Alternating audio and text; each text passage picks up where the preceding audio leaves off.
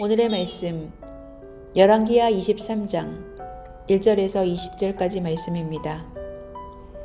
왕이 사람을 보내어 유다와 예루살렘의 모든 장로를 소집하였다.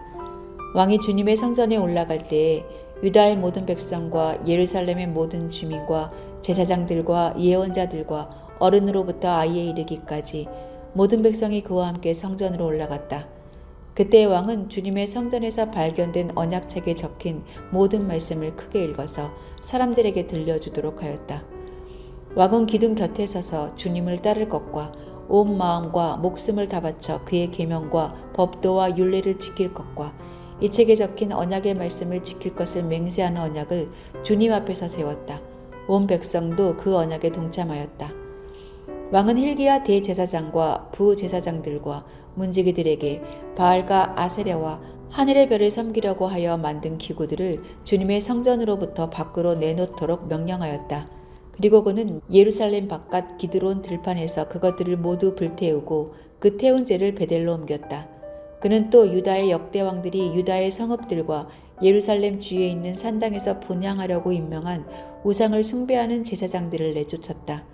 그리고 바알과 태양과 달과 성자들과 하늘의 별에게 제사 지내는 사람들을 모두 몰아냈다. 그는 아세라 묵상을 주님의 성전에서 예루살렘 바깥 기드론 시내로 드러내다가 그곳에서 불태워 가루로 만들어서 그 가루를 일반 백성의 공동묘지 위에 뿌렸다. 왕은 또 주님의 성전에 있던 남창의 집을 깨끗이 없애버렸다.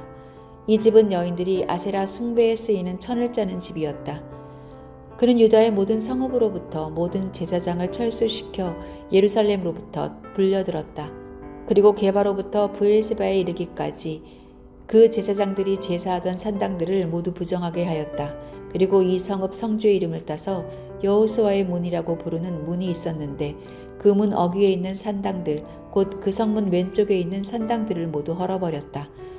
산당의 제사장들은 예루살렘에 있는 주님의 제단에 올라가지 못하게 하였으나 누룩이 들지 않는 빵은 다른 제사장들과 함께 나누어 먹게 하였다.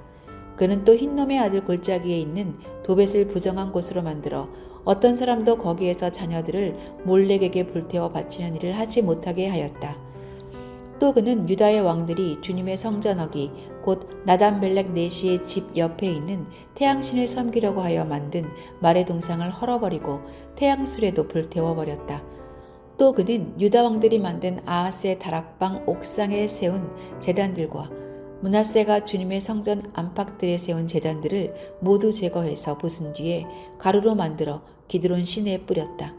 또 그는 이스라엘 왕 솔로몬이 시돈 사람들의 우상인 아스다롯과 모압 사람들의 우상인 그무스와 암몬 사람들의 혐오스러운 밀곰을 섬기려고 예루살렘 정면 멸망의 산 오른쪽에 지었던 산당들도 모두 허물었다. 그리고 석상들은 깨뜨리고 아세라 묵상들은 토막토막 자르고 그곳을 죽은 사람들의 뼈로 가득 채웠다. 왕은 또 느바세 아들 여로보암이 베델에다 만든 제단 곧 이스라엘로 죄를 짓게 한 그 제단과 산당도 헐었다. 그는 산당을 불태워 가루로 만들었고 아세라 묵상도 불태웠다. 요시야는 또 산 위에 무덤이 있는 것을 보고 사람을 보내어 그 무덤 속의 뼈들을 꺼내어서 제단 위에 모아놓고 불태웠다. 그렇게 하여 그 제단들을 부정하게 만들었다. 그래서 한때 하나님의 사람이 이 일을 듣고 예언한 주님의 말씀대로 되었다. 요시야가 물었다. 저기 보이는 저 비석은 무엇이냐? 그 성읍의 백성이 그에게 대답하였다. 유다에서 온 어느 하나님의 사람의 무덤입니다. 그는 베델의 제단에 관하여 임금님께서 이런 일을 하실 것이라고 미리 예언하였던 분입니다. 왕이 말하였다. 그 무덤은 그대로 두어라. 그리고 아무도 그의 유해를 만지지 못하게 하여라. 이렇게 하여 그들은 그의 뼈와 사마리아에서 온 예언자의 뼈는 그대로 두었다. 이스라엘 왕들이 사마리아 도성의 언덕마다 세워 주님의 분노를 북돋았던 모든 산당을 요시야가 이렇게 헐었다. 그는 베델에서 한 것처럼 하였다. 더욱이 그는 그곳 산당에 있는 제사장들을 모두 제단 위에서 죽이고 사람의 뼈를 함께 그 위에서 태운 뒤에 예루살렘으로 돌아갔다.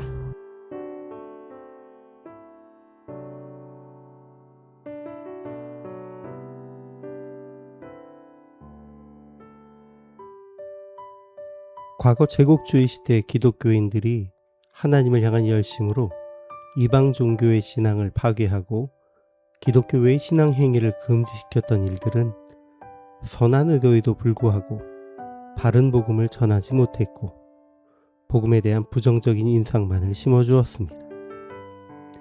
하나님의 복음을 전하는 것은 우상의 제단을 파괴하는 것이 아니라 복음을 전하여 그 복음의 원리에 따라 살도록 설득하는 것입니다. 나 혼자 진리를 알고 그 진리대로 살아가는 것은 세상의 변화에 큰 영향을 주지 않습니다. 나를 자유롭게 한 진리를 주변 사람들에게 선포하고 알리는 것이 중요합니다. 그것이 바로 복음의 원리입니다. 요시야는 유다와 예루살렘의 모든 사람을 모아 성전에서 발견한 언약책의 말씀을 읽어 듣게 합니다. 그리고는 온 유대의 산당, 우상, 이방신을 향한 제단을 헐고 불살라 가루로 만들어버립니다. 산당에서 섬기던 제사장들은 예루살렘 성전 제단에 올라가지 못하게 하고 북이스라엘을 범죄하게 한 여로보암이 세웠던 베델의 제단과 선당을 헐며 이때 산에 있는 무덤의 뼈를 제단 위에 불살라 여로보암에게 경고했던 하나님의 사람의 예언을 성취하고 선지자의 묘실은 그대로 두도록 명령합니다.